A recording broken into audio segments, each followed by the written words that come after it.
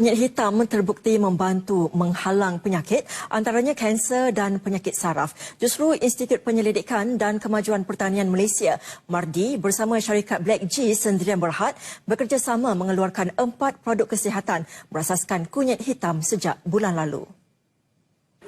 Kan isu dia macam tu.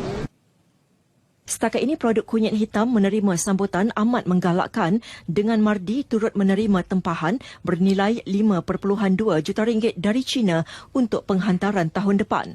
Selain itu, MARDI menyasar untuk menembusi pasaran Asia Barat dengan unjuran ada dalam kunyit hitam itu boleh merencatkan pertumbuhan sel kanser, terutamanya bagi yang sel breast cancer.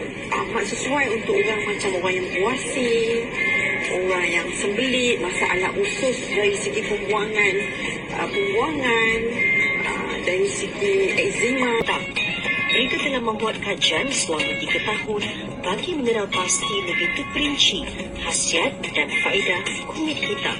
Sepanjang proses kunyit hitam ini, MARDI menggunakan kaedah bioteknologi bagi memastikan kandungan bioaktif sains dan teknologi MARDI.